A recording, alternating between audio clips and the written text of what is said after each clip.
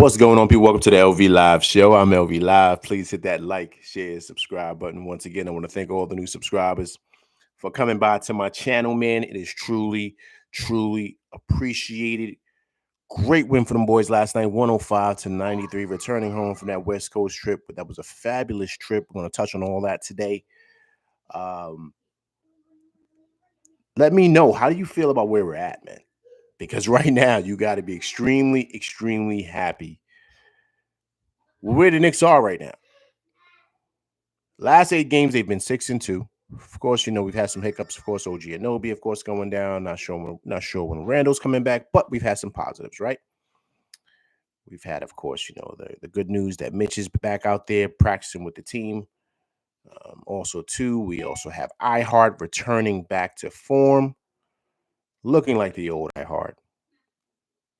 And what can we say about the emergence of Deuce, right? This is probably one of the best stories in the league this year, right? This guy that's come out of West Virginia, struggled with the shooting, and now he's really kind of catching his stride at the perfect time in the season. Coach, what's going on, man? Appreciate you coming through Rock with LV Live today.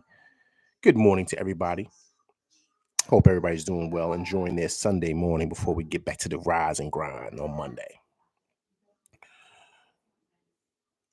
But what can be said about him, man? I mean, his story is just amazing, right? We'll touch on that. But really, let's get to this game yesterday.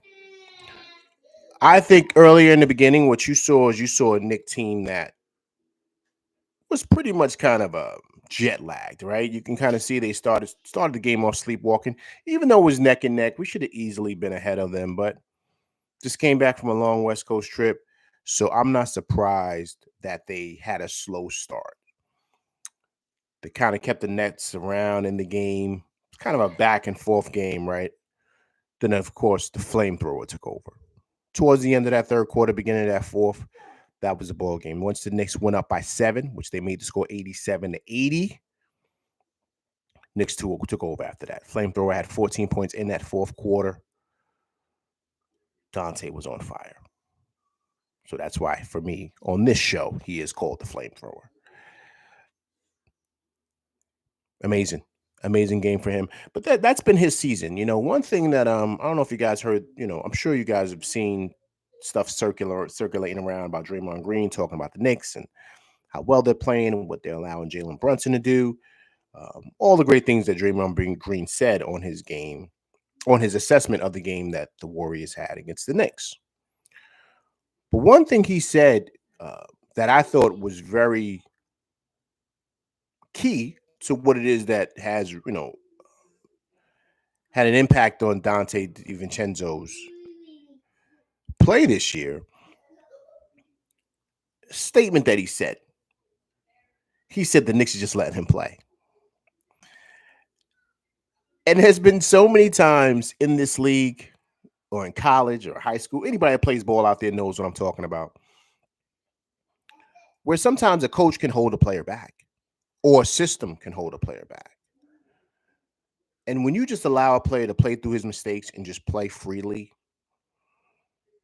and be able to not worried about if he's going to get yanked for making a bad decision with the ball or missing a shot, making a bad read on defense, you're allowing a guy to play through his mistakes. That's what Dante's being given here, right? He has full autonomy to just play his type of basketball. And if you look back to those Villanova tapes, those Villanova games, he's playing exactly how he played in Villanova. There was a lot of places in this league that he kind of had to play a role, right? Certain things he was not able to do. I don't want to say he was being held back, but that's just the league, right? That's how it all goes. These coaches have their philosophies. They have their ways that they want to do things. And I think that that's what Dante DiVincenzo fell into. Definitely in, Milwaukee, then Sacramento, then, of course, kind of was given a little bit more freedom in Golden State. But once he's come back here and he's playing with his boys, he's playing with his crew from college, now you're really seeing, the flamethrower will really explode here as an offensive player. And I have to say, guys, this is not like something that he can't do, right? We know he shot the ball well from three when he was with the Warriors, right? It just, but this is something he can do. He's not in the NBA for nothing. So I think that he's just given full autonomy to be him. And I think a big part of it is Tibbs. I really, truly do. But I think a major part, even more so, is Jalen Brunson. When you have basically your best friend from college, your roommate, and he is the star player on the team, he's going to let the coach know. He's going to like, yo, man, you got to let this guy play his game. And when you get the star treatment, the coach is going to kind of let you do what you want to do in a sense, or call the shots, or however. All the greats did it. Magic Johnson did it when he was in, with the Lakers. Of course, Jordan did it. Isaiah Thomas did it when he was with the Pistons. All these guys do that. They all bring their friends in, have them play with them. Everybody does it. They get guys kicked off the team. Everyone does this stuff. This has been going on forever in the league. The biggest person we've seen do it in our time, well, not in our time, for these young guys' time, right? I don't want to get my age, but I'm just letting you know, is LeBron James. He's been able to hop around, kind of like be like a mercenary, and bring his guys with him, bring his friends with him. This is what LeBron has done. And I think that that's what you saw here with Jalen Brunson. Getting Josh Hart, and I think really him probably talking and making a push to get DiVincenzo in free agency and really kind of sell to him, this is where you need to be. You're closer to home. You're playing with us. Tibbs is going to let you do you. Trust me, I got this, right? These are the conversations that are probably happening behind the scenes, right? LV's not saying this is definitely happening, but I'm a ball player. I've been in those locker rooms. I guarantee you conversations are being had to where he has the freedom to play the way that he wants to play. And Draymond Green said it. But also, too, what said it was that if you guys have, I'll try to leave a link for you guys. You should definitely go, and if you guys haven't signed up for it, I'm going to give him a plug. Fred Katz with Athletic, man.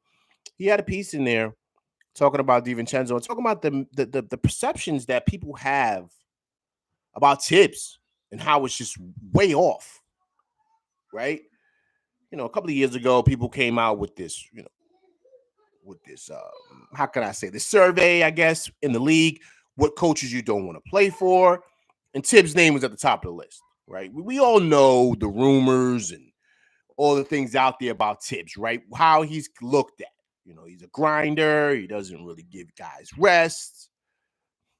He has hard practices. Guys aren't able to just kind of chill and lamp and, do whatever. And what DiVincenzo said in that Athletic was that that's furthest from the truth. That's not true about Tibbs. We get a lot of off days. We get a lot of rest days. And, he's a big part to my development this year as to why I am. And when you start really breaking this down, you kind of start looking around at certain players. You start looking at guys like, Deuce, and you look at guys like IQ, right? These guys' developments. This is all on the Tibbs. So you kind of have to start really paying attention to what DiVincenzo was saying here, because he's letting me know, like, listen, this is not a fluke. I'm not just here just because I've been all around this league. But why is it I come here and I'm able to flourish? Because of the system, because of the coach, because of the autonomy that you're given. Just Knicks, man. What's going on, man? Appreciate you coming through rocking with LV Live tonight. I'll get to the chat in a minute. I'm just kind of breaking down a couple of things. Appreciate you coming through rocking with LV Live. If you haven't subscribed to the channel, please subscribe. But once again, I appreciate you coming through rocking with me on this Sunday morning. So Tibbs is giving these guys autonomy, right? And that's what's really helped. Big Task, man. What's going on, man? Appreciate you coming through rocking with LV Live tonight. Excuse me, today, this morning. Look at that. I gotta correct myself. So Tibbs is giving these guys that. So he's been kind of given a bad rap. That's basically what DiVincenzo was saying. And so when you look at guys flourishing, when you look at guys playing really well, and these guys really taking off, and you know, IQ's about to get a big time contract, right? I think that's all attributed to Tibbs.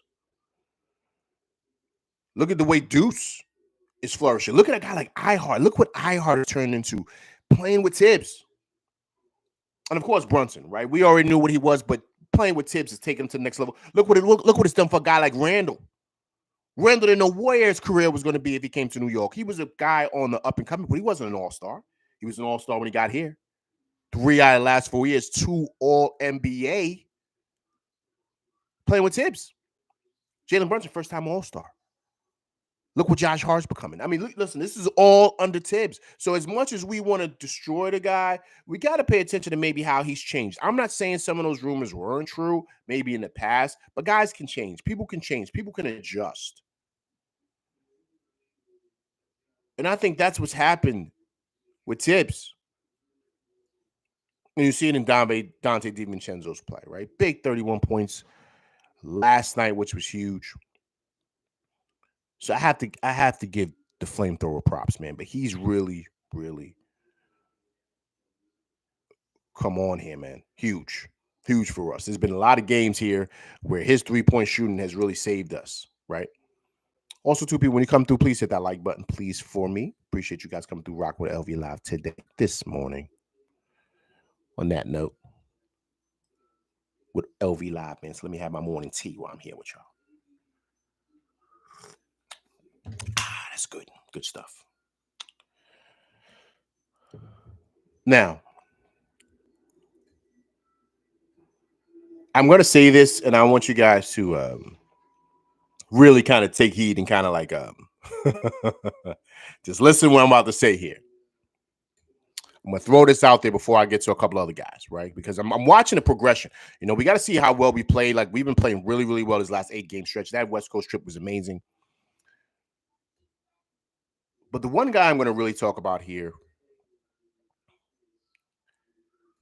is somebody that I think is a perfect, how can I say? It's like a dream story, man. If you could ever think of one, right? This is a dream story that anybody would want if you're coming into the league, right? Given an opportunity, grinding to make your dream come true, even when people are kind of, knocking you down, saying you're not this, you're not that, but just being able to prevail through everything. Killer Dogs, man, what's going on, man? Appreciate you coming through Rock with LV Live this morning. Happy Sunday to you and yours. Great win for them boys last night, 105-93. And just not knowing if you're going to play, when are you going to play, but always being ready, and that's Deuce. We all got to take our hat off and salute him, man. I mean, he's a perfect story of a guy who no one believes in, feels you're just this one way. You're just a defensive guy. You're never going to be able to shoot the ball. And you totally work on your game non-stop. And it's funny, if you guys go back to a couple of my shows, anybody's been rocking with LV Live for a very long time, I said to you, I said, listen, Deuce ain't going to get no more minutes until he not knock down that jump shot. That's the key for him. We know he can defend. We know he's an energy guy. You map that and put that together with a jump shot, he's going to get minutes. But he's not going to play because he can't knock it down. It's a miss and make league. You got to be able to score in this league in order to stay on the floor. I've said that. I said that last year. I think these guys listen to LV Live. I think Deuce listens. Because, I mean, it's like night and day. It's literally night and day. You have to look sometimes and do a double take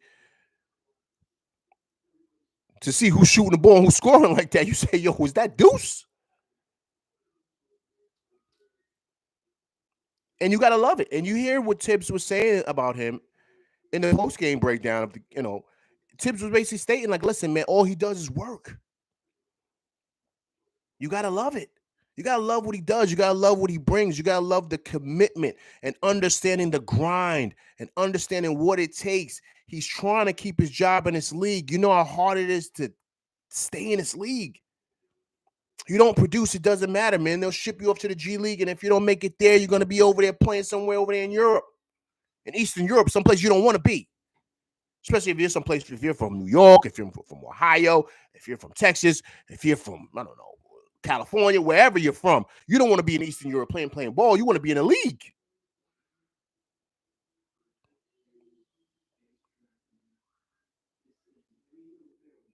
So Deuce understands that. He realized that, and he said, you know what, man? I'm going to listen to LV Live, and I'm going to hit that gym. And Tibbs said it. No one shoots more jump shots in practice, maybe outside of Jalen, than Deuce. It's the work. Remember, after the game, right? Alan Hahn asked Deuce, he said, listen, man, what, how are you able to run around as much as you are? How are you able to do this? He said, listen, man, he said, I put the work in during off season, man. I trusted the work. He said, Deuce is like running like every day. He's running miles just to be prepared for this moment to when Tibbs says, yo, I'm going to say it again. Yo, I need you to play 48 minutes tonight. Some guys look at Tibbs with like high beam eyes, like, yo, you bugging out? Some guys are like, yo, all right, I want that. King Ribby, what's going on, man? Appreciate you coming through rocking with LV Live tonight. Excuse me. I keep on saying tonight. It's such a habit. I apologize. Good morning to you and yours, to everybody, King Ribby, everybody, as I sip my tea. It's good stuff right there, man. Good morning, man. I apologize. So Deuce said, yo, I'm ready, man. It doesn't matter. This is what I worked for my whole life. That's what Deuce said. And everybody in this chat right now, you know, if you were given the opportunity that Deuce was, and this is your dream, and you're playing in a league against the best players in the world, you know you don't want to be shipped to Eastern Europe to play somewhere. You know you don't want to be going back down to the G League playing in Westchester. You want to be in the Garden where the chips is down and the game is on the line. It's a real game. It ain't no development league.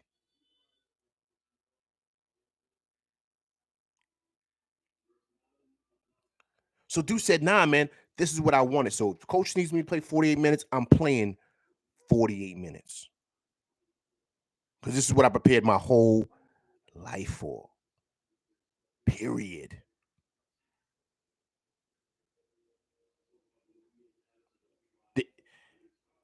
In life, and this is just a lesson for all of us, right? And I have to kind of get a little, into just regular stuff that we all go through in life, right? And this is for everybody in here. For all of us, right? Sometimes all we want is an opportunity. That's it. You don't really care what it is, whatever profession all you guys doing here, ladies, anybody in here, you just want to be able to say, I just want an opportunity. That's it. Because I prepared for this. If you give me the opportunity, I'll show and prove. I don't want nobody to give me anything. I don't want no handouts. I want to earn it. Because then I know I got it off my back. Me.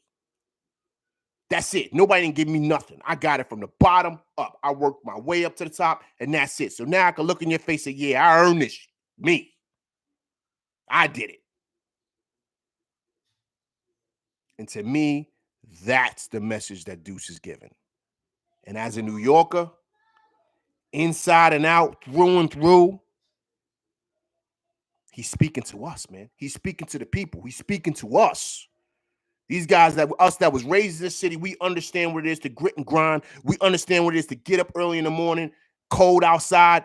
You don't want to go to work. You're tired. You on a train, dude, just stinking on a train.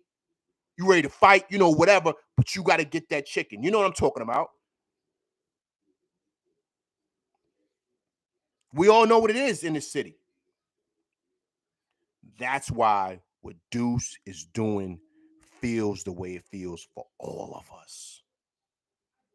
Because at some point in our lives growing up in this city, we've been that guy that just needed an opportunity.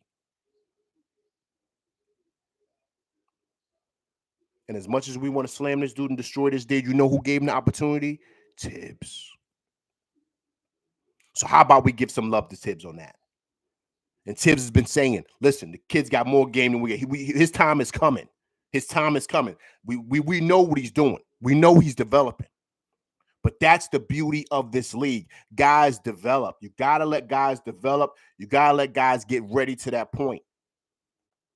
But a lot of times, sometimes it ain't up to coaches, man. It's up to the players. It's up to you. Are you willing to do the grunt work? Are you willing to put it in the blood, sweat, and tears that you need, the little work, the little dirty work, just to really get an opportunity? And then when your number is called, you're ready to go. I don't need to get ready because I'm always ready, period. When they say you got to be at work at 8, are you there at 8 or are you there at 7 o'clock? 7:30. If you stop and get a bacon, egg, and cheese or something, you know what I'm talking about. And that's what Deuce is. He's in the gym before it's even opened. They got the lock on the gym. He's still trying to get in there to shoot. They got to kick him out the gym because he wants it that bad. You got to love the kid, man. You got to love the kid, and it's a beautiful, beautiful, beautiful story for him to see exactly what he's doing and how he's doing it. The success that he's having right now is well-deserved, man. Well-deserved. Well-deserved. And it speaks to the city, man. It speaks to the city. It speaks to this city. Another kid from Coney, man. Appreciate you coming through, rocking with LV Live this morning, man. If you haven't subscribed, please subscribe to the channel. But I appreciate you coming through, rocking with me and my crew, man. Appreciate you, sir.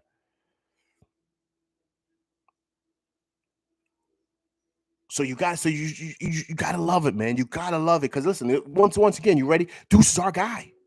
We drafted him. He's our guy. And he worked his way up through the system. And then also, too, guys, he's hitting his stride at a perfect time during the playoffs. The playoffs is right around the corner. Now he's shooting the lights out. So what he did to Curry out there in Golden State, had him in clamps, had him in handcuffs. People say, nah, Steph Curry got off. No, he wasn't. He wasn't Steph like we know it. When he started going off, so when Deuce had somebody else on. Deuce sat down for a minute. Steph Curry came back in. Deuce said, no, get back in there. Deuce had him in handcuffs. You got to love this kid, man. You got to love him. You got to love him. You got to love him. And I'm telling you right now, he's earned himself a lot of money, and the Knicks got to steal. But what you have to love is that this is all development. This ain't just he just showed up. This is development. He's been developing into this, guys. He's been developing into this. But you got to understand Deuce's background. Deuce ain't just, just one of these fly guy dudes. He was a football player like me. He comes from a Midwest city. He's from Cincinnati. High school he actually went to was a really, really good football high school. He just played both like me, played football and basketball. But then he goes to West Virginia, who was coached by Bob Huggins. Bob Huggins is very similar to Tibbs. Deuce defended baseline at West Virginia. Did the same thing he's doing now, but there he was knocking down shots. But he had to get used to the league, the speed of the league, and how the game goes.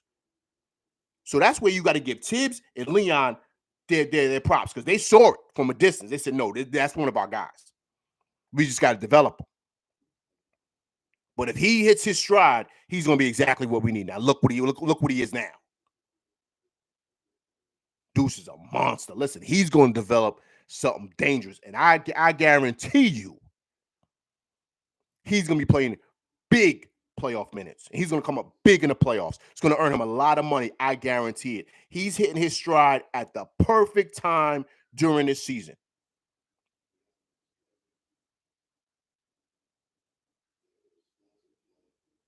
Because, Brunson was struggling last night. And it's okay, man. Listen, Brunson can't do no wrong in my eyes, man. Period. People complain, oh, he should be doing this. Sometimes, my man, relax, B. Relax. But the beauty is that when Brunson kind of has his nights like this, the flamethrower steps up, and then a guy like Deuce steps up. And that's the beauty of building a team and building them camaraderie.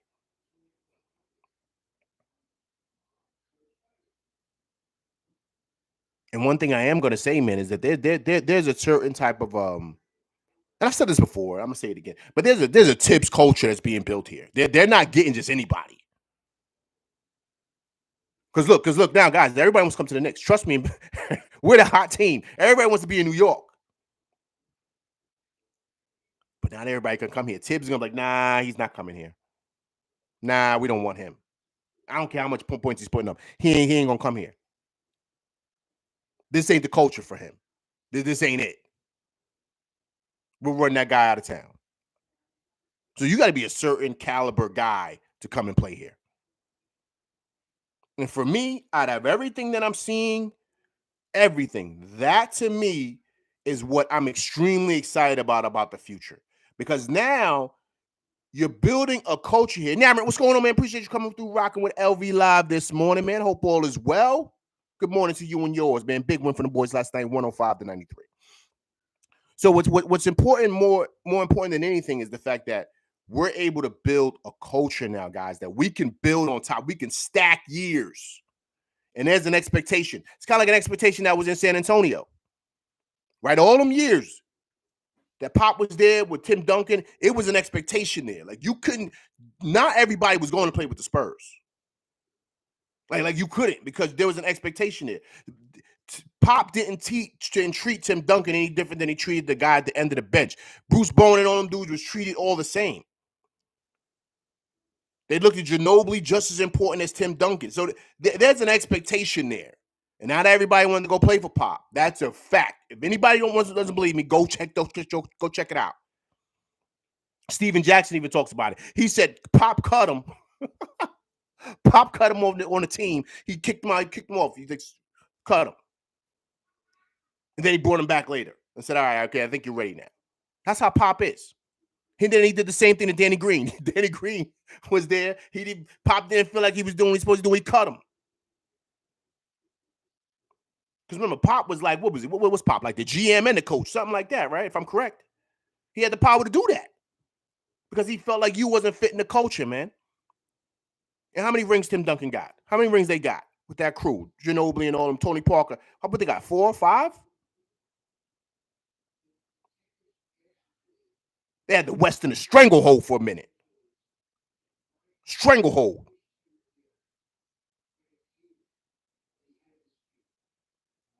But that's the culture. And that's what I feel like is being built here. So that's the beauty of seeing a guy like Deuce develop, and you see what's happening. You're seeing those being built. You see like certain things, like Jalen Brunson's a culture guy. You see what these guys are bringing. These are all Villanova Northeast guys. You can see what's being built here. There's an expectation. And if you're not going to meet that expectation, then we don't want you here. And then what happens is you weed out the weak ones. Just like we weeded out Grimes. Sim Grimes packing up to Detroit. Right? So that's what's happening here. So for me, I'm seeing that from deep. I'm seeing that like, okay, I'm seeing the type of guys he's bringing in, how he's building. People are like, oh, you should get this guy. You should get this guy. Yo, man, he got to fit the culture, man. If he don't fit the culture and what Tibbs is about, and how not just Tibbs, but the guys on his team, we going to run him out of town. He ain't going to fit in that locker room, period. And so for me, that's what I love, what's being built here.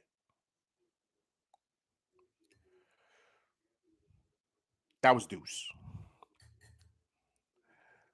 I'm going to throw something out there, right? And I want you guys to really think about this, everybody's in the chat.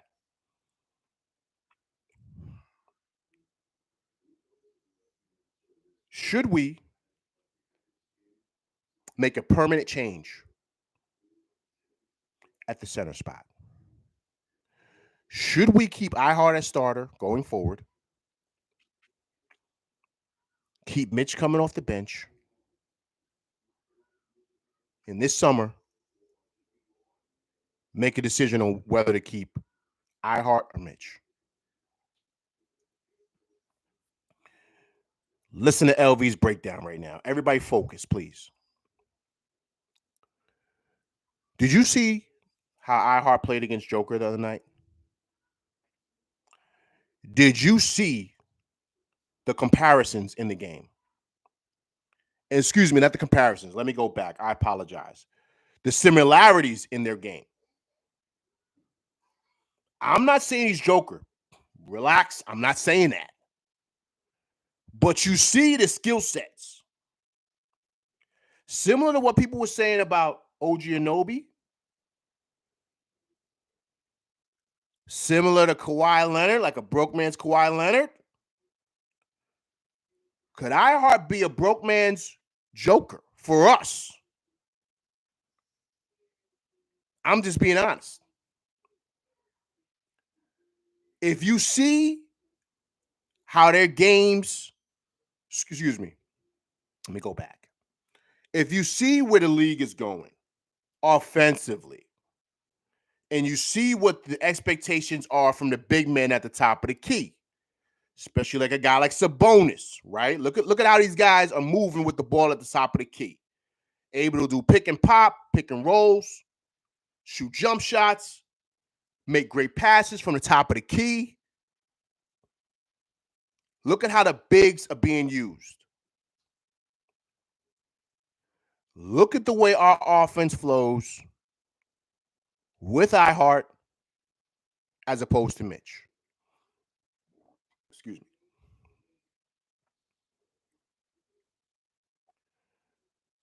Mitch has been down since December. And I've been watching the flow of this offense. And iHeart looks tremendous. Tremendous in that Baja. He looks tremendous. And when I mean the offense flows, it flows like water, man. Like water. He's able to hit them bounce passes. He's able to roll off of that. If no one's coming off of that pick, he's able to step back and hit that little baby floater. He's able to get offensive rebounds. He communicates well on defense. He understands how to switch. Listen, I played this game. And I played this game against NBA guys. Like I'm not trying to toot my own horn. He's not trying to go down memory lane. I'm just being honest. So I've seen the game up close against some of the best players. Like I've seen it. And once you understand the game, you see how it flows. You know who's good in certain spots and who's not. And for what we want to do, it seems like to me, let me not say seems like, it feels like to me, iHeart is the perfect fit from now going forward. And it's not because Mitch isn't good, because he is good. But the way the game is going, you need a big that can pick and pop, that can hit those bounce passes coming off like what Joker does, with a guy like Sabonis does, or Porzingis, or all these other bigs who know how to pick and pop, or even a guy like that plays big in the middle, or even a guy like Bam. Bam does the same thing. Now, once again, it's levels to this, guys, right? Let's break it down. It's levels to this. But it's all similarities as far as skill set. There's certain things that these guys can do that are similar to each other. Other guys do it at a higher level, right? We understand that. But there's certain guys that do it better than others. I mean, but it's similarities there. As much as I love Mitch, he does not do that. He does not. And a guy like Mitch, those guys are kind of getting phased out. And phased out in a sense, like they're kind of being able to like they're just coming off the bench type of guys. Block shots, rebound, get putbacks. That's it. That's what Mitch does. But it stagnates the offense because he clogs the middle. He doesn't know how to come off the pick, be at the top of the key, and be dangerous at the top of the key because you know you can hit that baby jumper, or he can take it to the rack and score on you like iHeart can. Or if you're not paying attention, he'll hit you with a backdoor pass, bang, and you're like, oh, I didn't even know he can make that pass. Yeah, I got that in my bag. So now you got to respect it. So now it opens up the floor.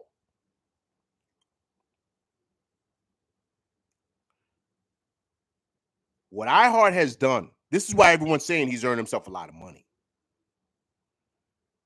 But people are watching like how the league is going. You know, even a guy like Chet. Chet does the same type of thing.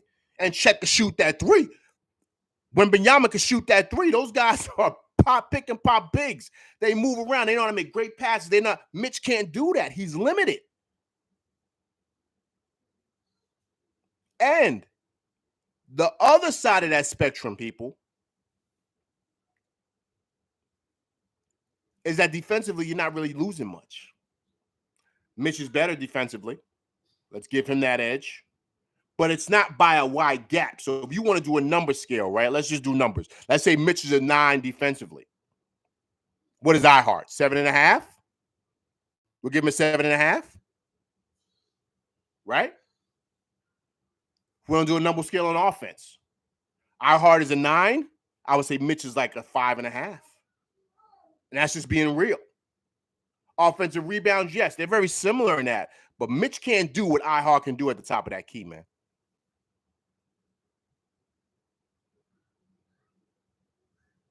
And right now, we got to really start to think about that because, listen, I'm not saying Mitch can't do it, but I haven't seen it. And I just don't think that's in his bag. That's maybe something that has to develop, but that's a skill set. You know what I mean? That's a really high skill set. And I think iHeart just has it. And one thing that they said during the Denver game, I don't know if you guys picked up on this. They said that our iHeart stated, and I did not even know that he played in Denver. He said that he learned a lot while playing in Denver from Joker on how to read things at the top of the key, how to make certain passes, how to see exactly what the defense is doing, and play off of that. So he's telling you right now he done stole certain things from Joker's bag and putting it in his own bag. Wiz BK LA, man, what's going on, man? Appreciate you coming through, rocking with LV Live this morning, man. Hope all is well with you. It's 11 o'clock out there. What time is it out there by you? By 8 o'clock? Up early, man, getting that chicken, man. I feel you. Wiz BK LA, man, out there on the West Coast. Rocking with your boy LV Live early this morning. Appreciate you, sir. So I'm just being honest. Like I have to really break this down because I'm watching. I'm like, yo, man. And I haven't forgotten what Mitch can do. Like, I'm not like destroying him because I love what Mitch does. I like what he can do, but I'm watching the game. And I'm thinking of long term. And Mitch is Mitch is a monster defensively. Offensively, he's a great rebounder. But the offense flows not even like a little bit better with iHeart. Leaps and bounds better. Because he doesn't clog up that paint. And he's ferocious defensively. Ferocious. Look what he did against Sabonis, man. Sabonis is no joke. We know how nice he is. iHeart put him in handcuffs, man. Handcuffs in the second half of that game. What do you have? Only 2 points in the second half? iHeart put him in handcuffs, man.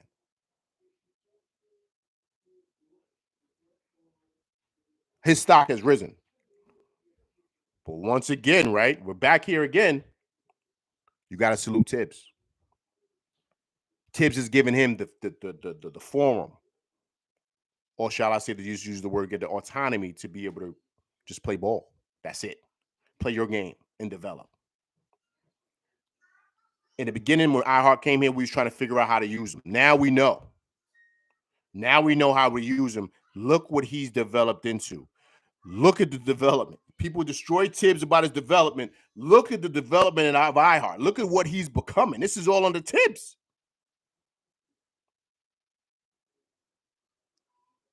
Same thing with Deuce. Same thing with DiVincenzo. These guys are coming out of their shell playing with the Knicks. Now, once again, I'm not saying we don't need Mitch, because we do. But I think the way the league is going, Mitch will be a beast on that second unit. A beast playing against smaller bigs who don't really know. Like Mitch will be a monster down there.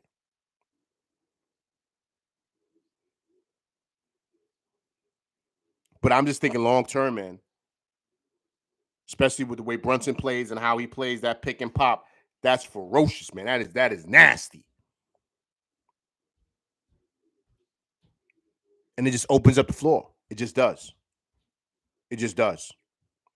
I think they're going to have to make some decisions this summer. And I think that right now, if LV Live is picking, right now, if LV Live is deciding on what to do, hey, man, I'm sorry, man. I know I'm stuttering, but I got to go with iHeart. I have to go with iHeart. I would have to kind of like, figure out what they're going to do with Mitch, restructure his contract or whatever they got to do, or if they got to move him. But I'm not letting go of iHeart. There's no way I'm letting him go. How old is iHeart guy? What is he? 25? How old is iHeart? Because I think Mitch is older than him. Let me take a look here really, really quick. iHeart's 25, man. Him and Mitch are the same age.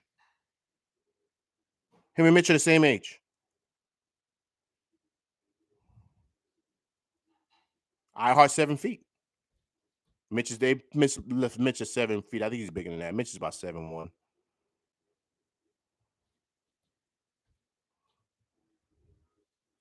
I'm just being honest, man.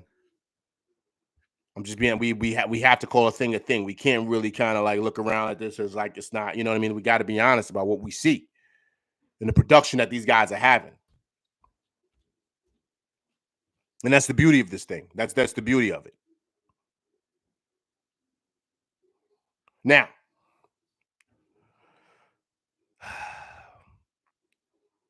are we concerned? Like, are we really worried about this whole Randall situation? Like, what do we do? Are we concerned? Big Taz says, but we can't forget so easily. Big Taz, what do you mean by that? Because I'm about to get into a Randall piece, but I just saw that. I just slid across my timer as I sip my tea, people. Big Taz says, but we can't forget so easily.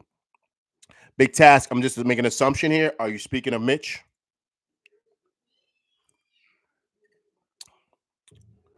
Big Task. I love that you said that, man. Once again, man, you're becoming a pillar here in the LV Live show, and I appreciate you coming through, rocking with me all the time, sir. It's truly appreciated. I have to give you a pushback here, though. We're not forgetting about Mitch. We're not.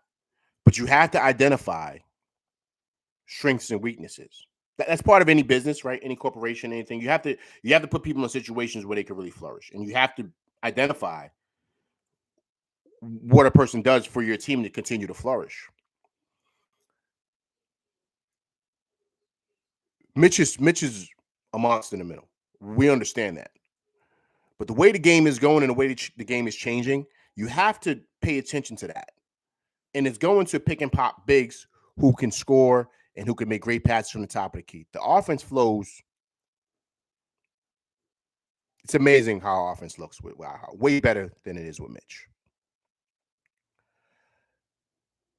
So you have to say to yourself, okay, cool, that's fine. But defensively, Mitch is a beast too. So what do we do with that? Well, we don't really lose much off defensively with iHeart. We don't. So, right. So now it's just balancing apples, right? Which one, right? So now you just have to say, okay, I'm going to have to lean on this because he's giving me more here than this other person, right? If they're here, this one gets the edge here. Like he's got an edge on Mitch. He does right now because of his skill set. And what he's been able to do is really, truly develop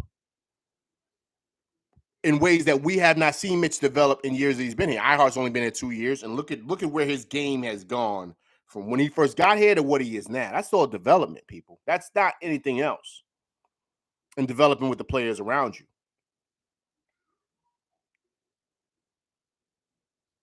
So that's why I'm kind of giving the edge to iHeart, and I'm not taking anything away from Mitch. Big Task. I'm just seeing Big Task where the game is going today, if that makes any sense. So you got to kind of change with the times because you see everything that everybody else is doing, all the other teams, right? So it's like, all right, cool.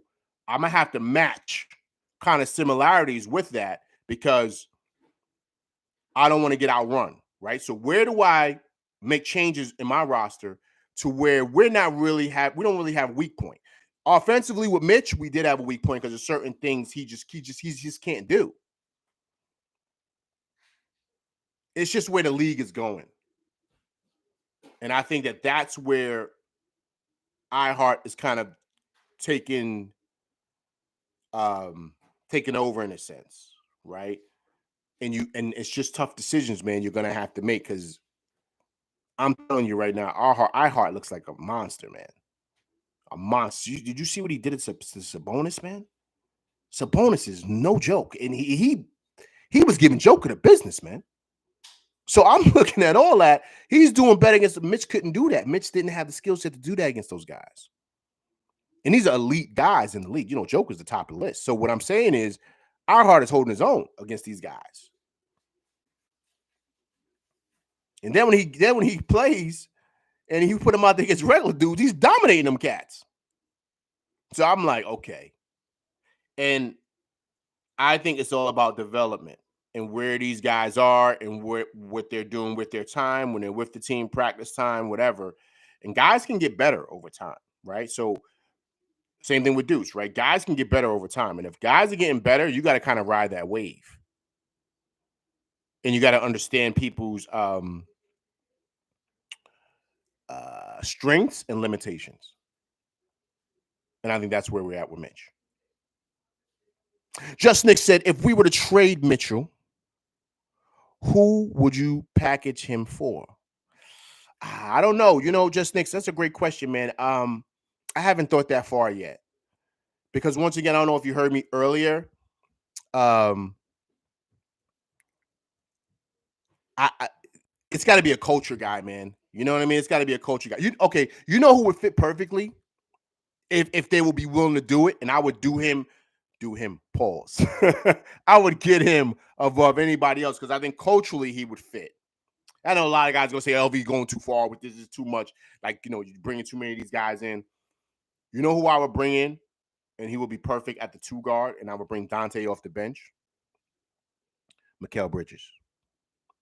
And of course, the Villanova guy, we get it. They're all friends, I know, but he would be a perfect fit. I would put him next to Brunson at the top of the key.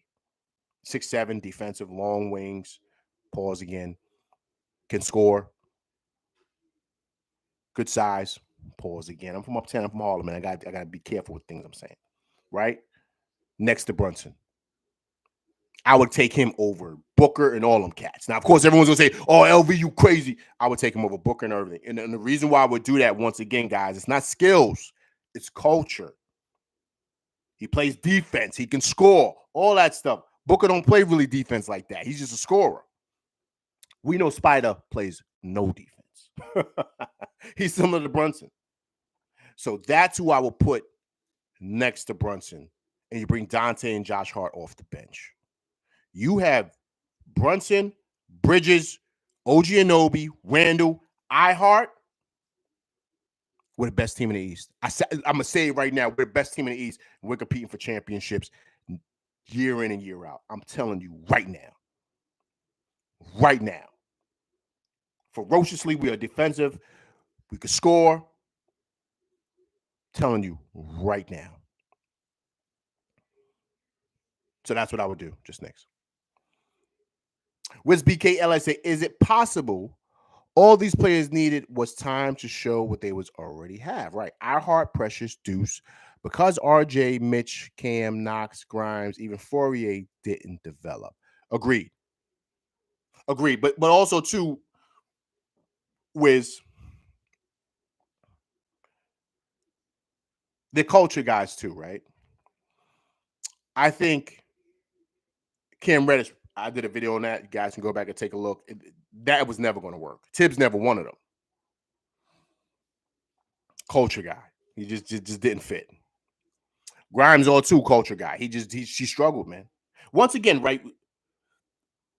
Grimes was good when it was just him, right? He knew he was good. He was safe. A little competition is good with teams because you find out who's who has a backbone and who doesn't. When DiVincenzo came in, Grimes folded up like tissue paper. folded up. And once you show a chink in the armor to those guys who are like piranhas, this ain't the locker room for you, man. Different guys, man. You gotta understand. We're from New York, right? We understand how it is. We're very similar to guys from Philly, from Detroit, from Boston, from DC. We're all similar, man. We got that alpha male type of energy.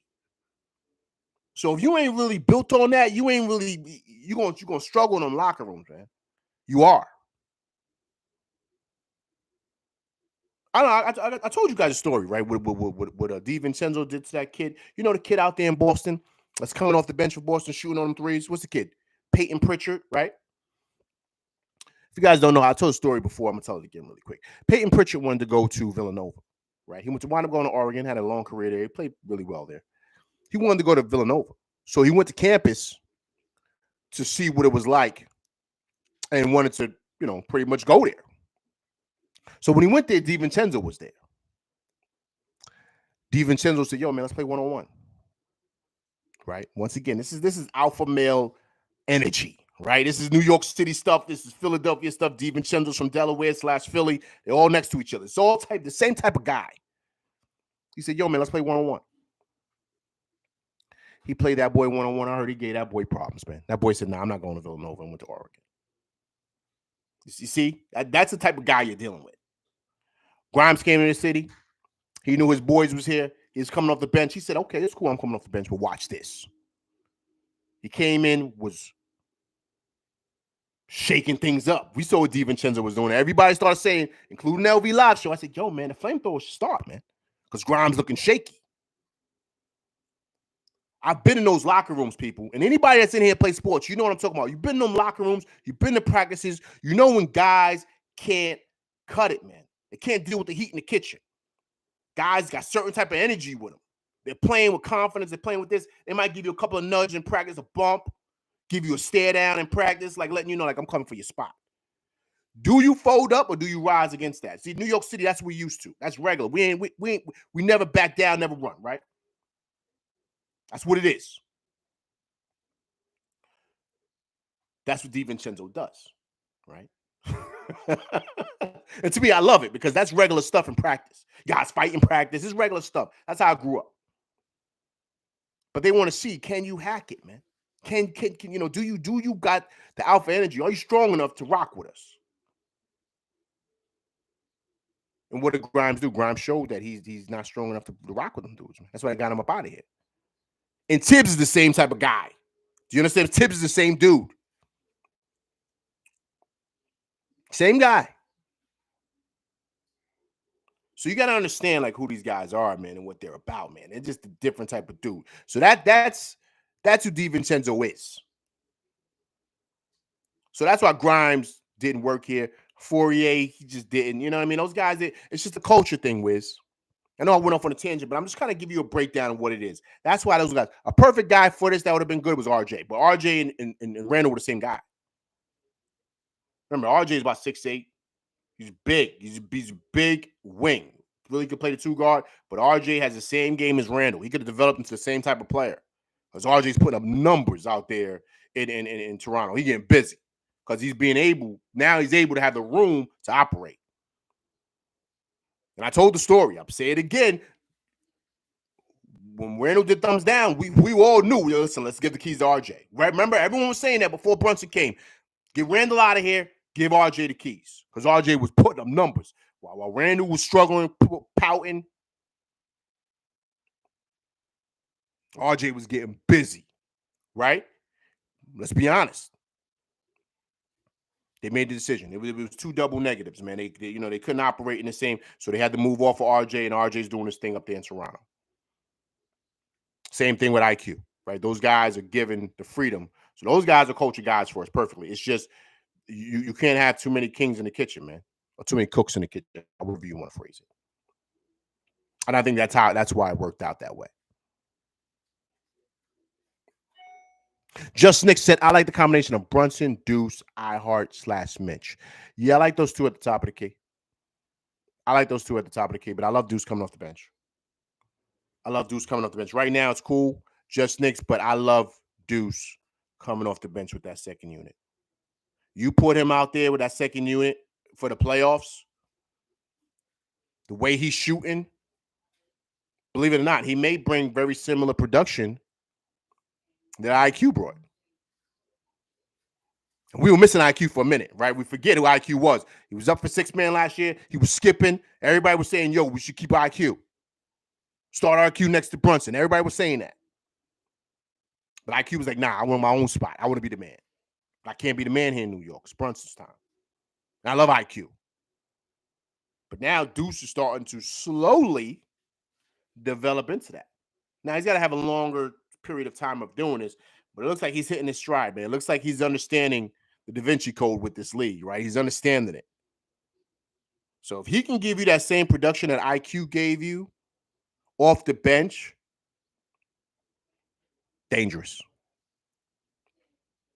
Killer Dog says it's a contract year. Let's see if iHeart is still hungry like that after he gets a good contract. You know what, Killer Dogs? That's a great point. That's a great point. But from everything that I've seen from iHeart, I don't get the sense that he's going to fall back on that. I just don't. I don't see that with him. Because that's just how he plays, if that makes any sense, Killer Dogs. I just, for iHeart, I just see him really, truly continuing to grow and get better, man. I think he's going to get better. I think he's going to get way better.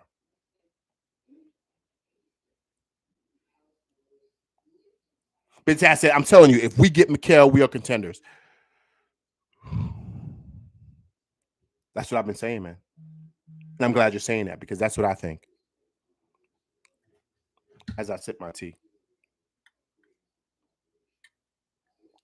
Hope everybody's having a great morning, man. It's Sunday morning, man. Everybody's chilling before we hit that grind tomorrow, man. But yo, this is pretty good. But yeah, listen, Mikal Bridges, man, he's it. He's it. But the Nets aren't going to do a deal like that. They're just not. But I'm telling you that right there, that would be the move. If we could do it, that would be the move to get Mikal Bridges over here to put him at the 2. All right. So back to what I originally stated, right? Because I had to go through show sports. You guys putting a lot of great things in the chat here. I wanted to respond to you guys, but what I originally stated was I wanted to know, like,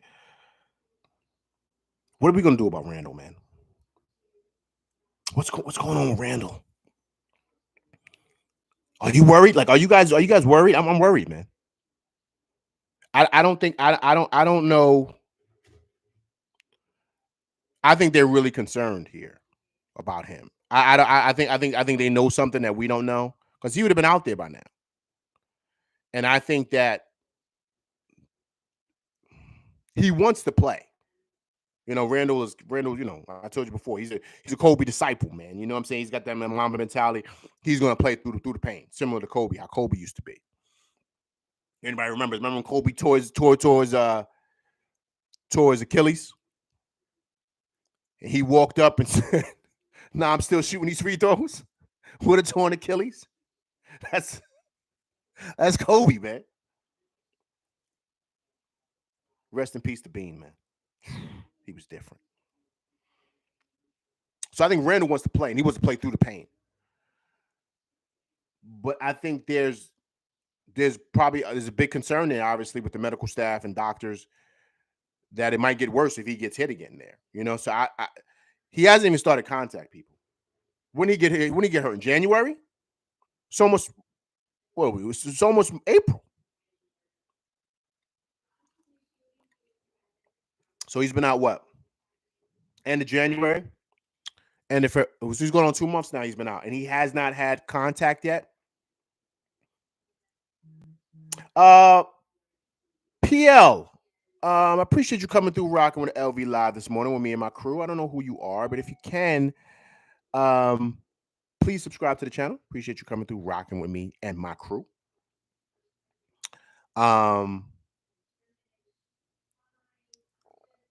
So I'm concerned about that. And I'm also concerned that, you know, he may not be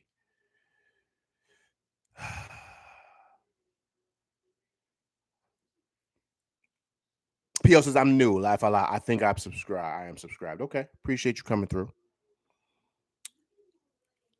I think with Randall, I'm worried because we don't want the same thing that happened last year with the ankle, right? We don't, and this is not as bad. Well, I don't want to say this is not as bad. This is a little different because remember he makes impacts with that shoulder, right? He's a physical player, so you don't want it to pop out again, or for him to hurt it again, and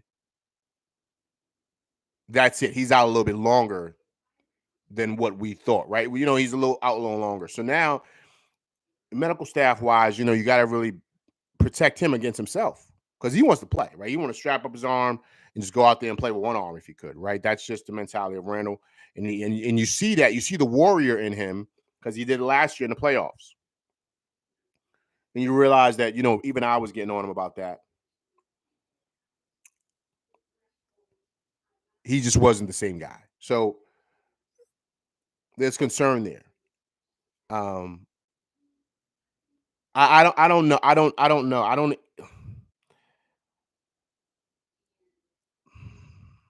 don't want to say this without being clear on it, but I'm just gonna throw it out there because you guys are my crew. I rock with y'all.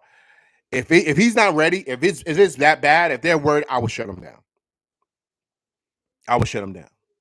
A lot of people are going to agree with me. They're going to say no LVs. I would shut him down.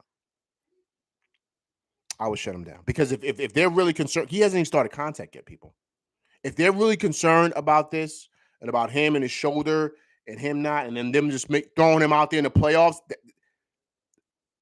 and he hasn't had time to really get his rhythm yet with his team.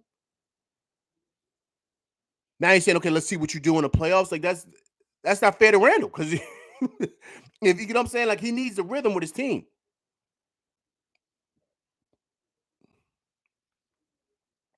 So I think that we have to be mindful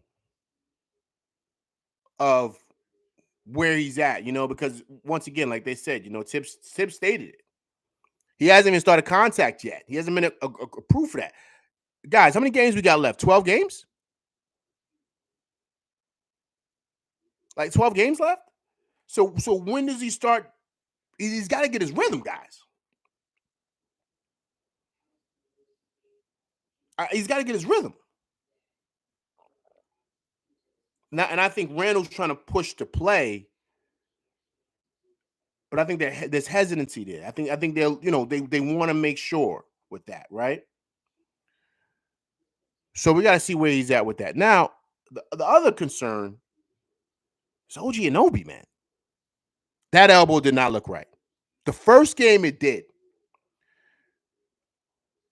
When he let out that scream, when he was reaching for the ball, I said, "Oh man, that does not look good." And there was a I don't know. I don't know. Once again, I'm not a doctor, but it just doesn't look good for both of those guys, injury wise. And with injuries like this, with the elbow, shooting elbow at that, Randall's shoulder, because he bangs a lot as a player. Those are injuries that really need time to really heal, man. Like during the off season, like you got to get time. It's really hard for guys to come back and bounce back during a playoff push where a lot of minutes are going to be expected. Production is going to be expected. You're playing at a high clip, meaning that everything is like intensified. It's not just a chill game. Like you're not playing Charlotte in November, right? It was a chill game. We can kind of like, it's the start of the season. Everyone's going through the motions. No. This is the time you should be ready to go. This is just all gas, no brakes right now. So this is not a time really for these guys to kind of be going through what they're going through. It just so happens they're injured. So OG Anunoby, that's because he came back and now he's hurt again. And I don't know. It's just both of those guys, injury wise, I'm not too confident about them coming back and being, I know they're not going to be close to 100%, but people are going to say 70%. I think less than that. Those guys might be 40%, right? And so I'm just not sure. I'm really not, and then also too, what OG Anunoby showed like when he's here the difference that we have, right? So I don't know. I just don't know if even when they come back, if they're going to be truly themselves. Like I don't believe that. I know Randall's not. There's no way he can't be out this long and be. He's no way. Especially if they're saying he's definitely going to need surgery in the offseason. That's telling you right there. OG Anunoby, there's no way he's 100%. There's no way. He's only had what is it, like a week off? It's 12 games left. The playoffs are literally right around the corner. So I have no idea where these guys are going to be. 100%, definitely not.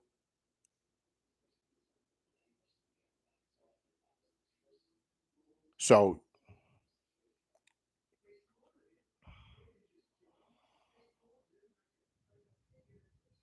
Big Taz said if Randall hasn't even started contact, then that's a concern. Cause because yeah, listen, Tip said it. Big Taz, he said it right. So that's concerning. Mitch has already started contact. Mitch is doing contact. They said it. They said Mitch is doing contact. That means he's going through practices. Guys are banging him, he's pushing guys around. He's running and stopping on that ankle, getting a feel for what he can deal with, what he can't. Randall hasn't started any of that. He's not doing any of that. And see what I would do. You listen. All right, look, you got to test it out.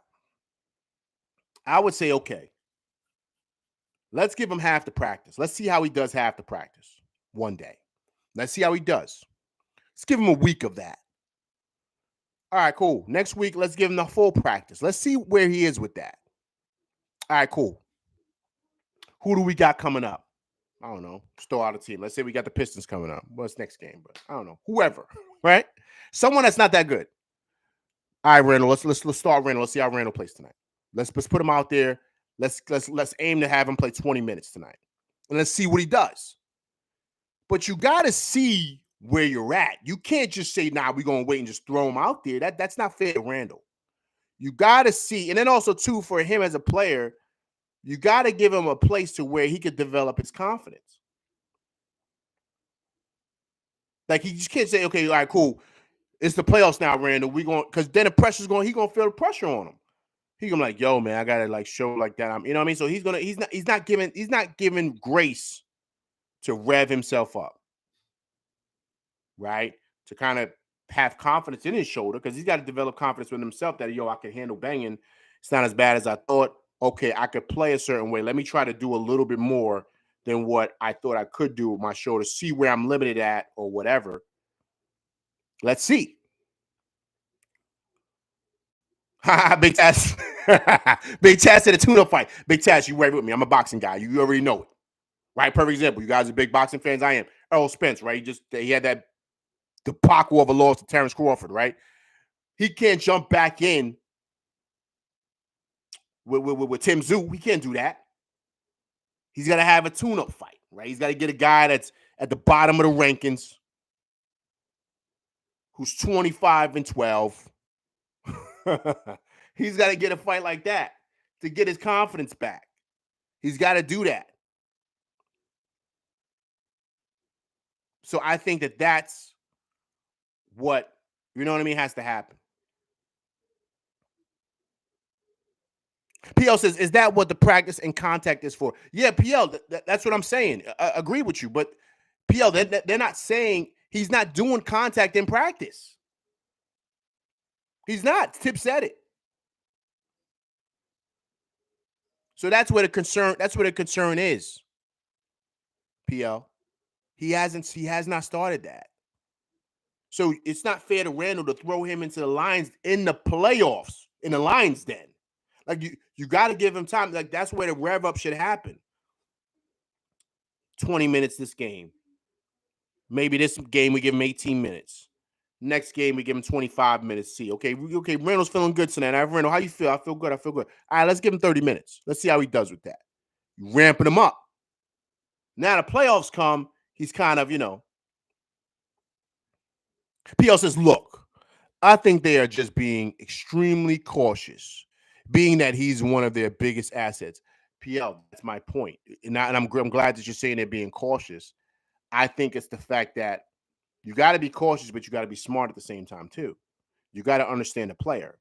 Randall's going to go out there and try to be Randall. Like you got to trust in, okay, let me give him time to develop to where I think that he's able to have confidence and build him up as a player. I don't want to just rest him and then say, and he's had no contact in practice and say, okay, now go bang against Jimmy Butler. Like that can't work. PL says, I think no news is good news, but yes, I agree. I'd like to have him back before that. Agreed. That's all I'm saying. No news is good news, cool. But there is news. There is news. The news is, PL, that he's not doing contact in practice. And that is concerning. Very similar to what Big Taz said.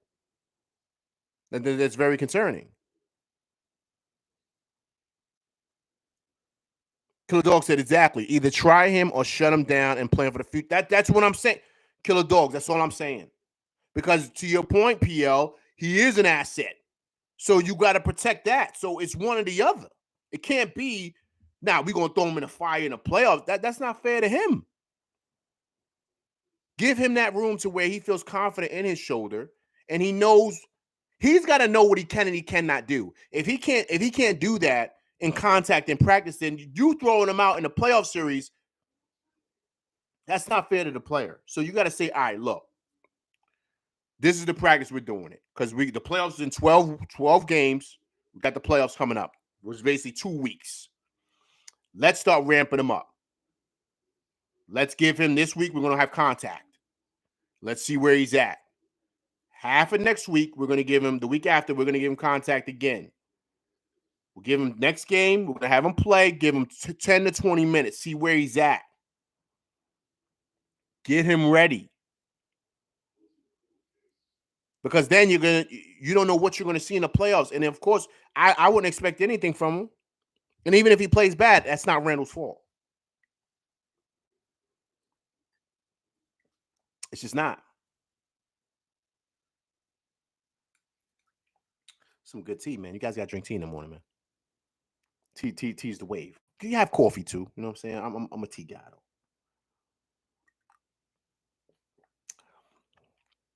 So that's why I'm a little concerned about Randall. PL says, I also think that we gotta have confidence that these guys are elite level players, best in the world. So when he gets back, he will be fine. We have a squad, and JR is enough to make a difference just being on the floor. That's a valid point.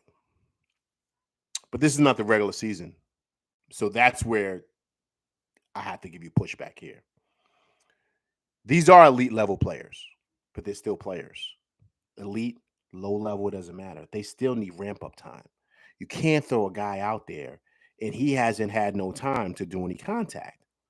PL, I don't know if you follow boxing, but I do. I'm glad Big Task gave a throw my hat into the boxing realm right now. Here was the rumor about Spencer Crawford, right? The rumor was he had a broken rib during training. So he had to shut down sparring for like the month before the fight or 2 months before the fight, something crazy like that. He was not sparring at all, because he broke his rib in sparring. But he wanted to follow through with the fight, even though. That's the rumor that's out there.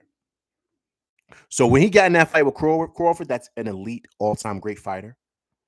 He looked like a shell of himself. No one really recognized who that guy was. He looked like a total shell of Errol Spence that we know him to be. So it came out that he did break his rib during training, and that he did not, like, he didn't spar, like he didn't fight. So that has an impact, and I don't care how elite you are. Spence is considered pound for pound one of the top fighters in the world. But he didn't look like that night. You know why? Because he didn't have a rev up. He didn't rev himself up to get ready for that. Now, of course, it's boxing, it's basketball, totally different sports, but there's some similarities there. And the similarities is the fact that you got to give yourself time to kind of get, I don't care how elite you are, you got to build up to that. You can't throw him in the Lions den and say, yo, now you're going against Jimmy Butler. Now you're going against all these other dudes who are legit playoff guys, and you got to be Randall at 100%. He's not going to be Randall at 100%. He may not even be Randall at 50%. He may be Randall at 20% because you didn't give him time to know what he can and he cannot do. So as elite as they are, they still need time to kind of get confidence in their shoulder and what they can do and what they can't do. That's needed. That's expected for any player and for any athlete. PL says, if Randall is confident in himself in return, then we got to have his back. I do agree with the ramp up, and I'm saying is just all that. I'm saying take all this with a grain of salt. We can't go into worked up because we really don't know anything, but I guess it's a fear of the unknown. Agreed. Everything you're saying is valid. Everything you're saying is valid. So you're saying if Randall's confident in himself, then the medical staff should be confident in himself. But then why are they pressing the pause button? Because they're medical guys. So they understand what's the possibilities are, right? There's the probabilities, right? There's a probability he's going to be good. There's maybe a probability higher that he's going to re-injure that shoulder. It could be out longer. So to Killer Dog's point, if they know that, then they should tell him, listen, man, look, we're going to shut it down, man. Because if you hurt it again, you're going to be out all next season.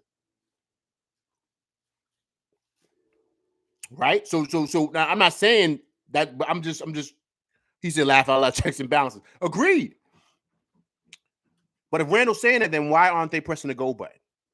They're not pressing the go button because they realize, okay, you know what, this could be a lot worse than what, right? So if that's the mindset, then that's where they got to think long term. And not right now. Because he is one of your biggest assets. So you don't want it to the point where you're trying to push for something now and he winds up tearing up his shoulder and he's out a whole year and he's just not the same player after that. So you got to be honest with yourself about that as a medical staff and as a team. So that's really what the point is here with the whole Randall piece. And that's the concern.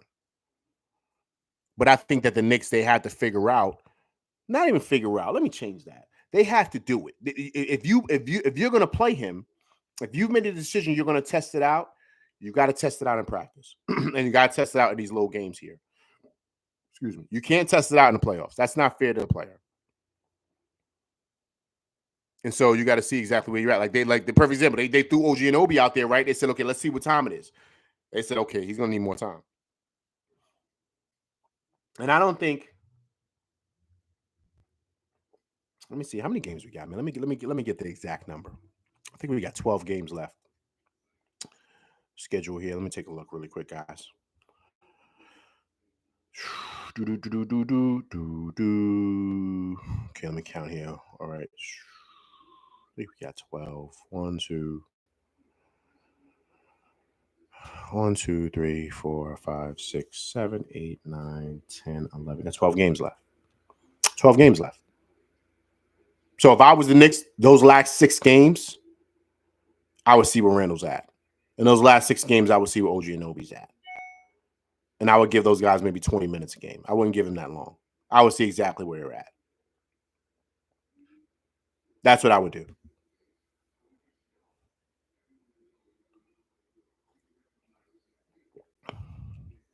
He said, I guess, but I'm a guy that doesn't worry unless there's something definitive. Like we have a solid info that he's definitely done or can't play. Big Tastic. See, this is why Deuce is very important right now. Agreed. Hey, really quick, guys, everybody in it, is it not smart or a chess move for after they traded IQ, they gave Deuce 3 years, $13 million? I'm going to say it again. They gave Deuce 3 years, $13 million. Listen, that's just understanding. Like, yo, I have a feeling this kid's gonna be pretty good. I have a feeling he's gonna get. We give him more time. I think he's gonna play better. Big Tat said LB Leon, yo, he is, man. He is. And they probably say, yo, Let's lock him in. But we don't want to give him nothing crazy because we want iHeart back. And they said, all right, let's give him $13 million. All right, well, he'll take that. They probably said, yo, we'll give you 30. He probably said, yo, I'm on that. I'm taking this bread. Because I don't want to be back and forth to the G League and all that other stuff. Because remember, that's how they were doing Deuce. But right now, guys, everybody in this chat, right now, as you see it, Deuce is getting over 20 minutes in the playoffs. Easy.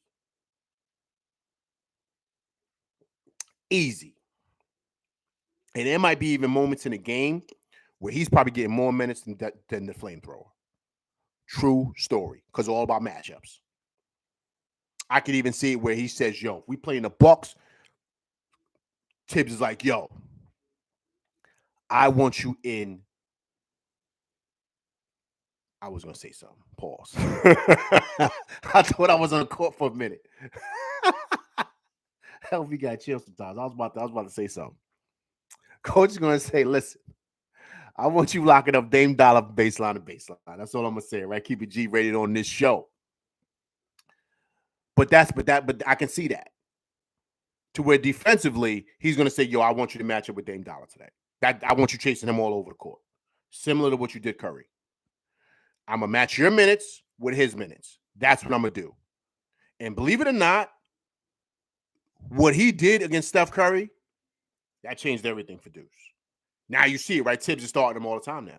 That changed everything for Deuce. Now Tibbs knows what he is. Tibbs believes in him. Now Deuce is going to get 20-plus minutes in the playoffs. Trust. Because one thing what he does is he defends, man. You know, Tibbs loves that. Tibbs loves it. He loves it more than you could score the pill. He loves the fact that he defends. Period. Baseline to baseline. He's going to play defend. And then you could get caught sleeping because you worry about Brunson or worry about whoever. Deuce is hitting tray bombs from deep. Bang, bang. You like, yo, who got the kid? Who got the kid with the mohawk? We forgot about him. That's what's happening. Deuce is going to play about 20-plus minutes, man. And I would not be surprised if one game you see him in the playoffs, Deuce done play like 35 minutes, man. I'm telling you right now, he's earned that. Tibbs sees what he's doing and says, yo, especially what he did against Steph Curry. Especially what he did in that game. Tibbs said, what? Okay. And he not complaining? Okay. Then last night, Brunson had an off night. Deuce played 48 minutes again, not complaining. And shot from a high clip from the field. Same way he did in Golden State. Let me look up real quick. How much Deuce had last night, man? Look at this. Look at the box score, man. I don't got this stuff in front of me, people. So I'm rocking with y'all tonight, man. So LV's kind of just winging it. Let me see what the box score was, man. Let me see what the hell he did last night.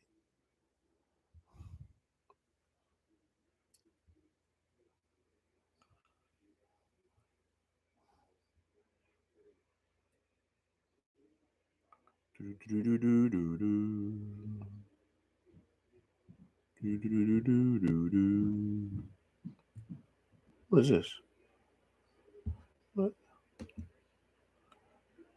This thing's like all over the place. Anyway, get back to that in a second.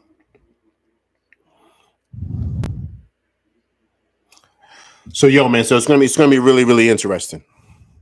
It just really, really is, man. Really, really is. But it's exciting. It's exciting. I feel like we're in a great place. I feel we're developing. I think also, too, guys, more importantly, like just West Coast trip and what the Knicks have been able to do. It's making them a destination for a lot of players. I think it's going to be a good playoff push. We get out of the first round, I'm going to be happy.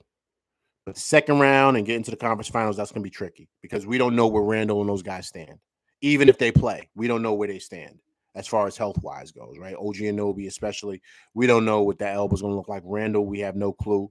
I think Mitch will be back, but Mitch is still going to be working his way back into playing shape. So we got to see. But if they get past the first round, I'm good.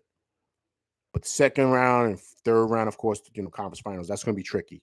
That's gonna be really, really tricky because now you're playing either second round. You're either gonna play the Bucks or you're gonna play Boston, right? So that's what it's kind of looking like, right? So it's gonna be weird, right? So we got to kind of see exactly where the Knicks are gonna be at. You know what I mean? But with the rise and the play of Precious Achiuwa, who's also, I think, up for a contract this summer. Who I gotta see if the Knicks are gonna be bringing him back. But if guys take discounts sometimes too. So hopefully Precious will take a discount and come back to the Knicks, come back home to New York. I think that'll be a great move for him. And then if he outplays that contract, he could probably leave after his, for his next contract. But I think it would be smart for Precious to stay, to really develop himself. He's kind of hopped around the league. To me, once you find a place, kind of similar to what Josh Hart did. Josh Hart found a home. And Josh Hart even stated this too. They stated this last year when he got the deal, because the way he played in the playoffs, he could have got more money someplace else. But he stated like, "Yo, man, I just want some stability. I want to be someplace where I could, he just had kids, raise my family. I'm close to DC. I'm playing with my college boys. Like, I want to be someplace where I can kind of just sit still and develop my career and just basically probably retire here." Right. So I think that's what I can see, something similar to Precious, where teams are offering him certain type of money, but the Knicks might be offering him a little bit less, but he takes what the Knicks give him because he just wants to have some type of stability in his career. So I would not be surprised if the Knicks bring him back. So that'll be big. But listen, guys, that's my show. Listen, I will be back tomorrow to discuss the Knicks playing against the Detroit Pistons, those pesky Pistons. I'll be back tomorrow to talk about that game. Hopefully that's a win for them boys. But listen, I appreciate everybody coming through, rocking with LV Live this morning. All right. First time coming through, please hit that like, share, subscribe button. Hit that like button. Hit that like button, people. All right. Also, too, if you're watching this on the replay, right, please subscribe.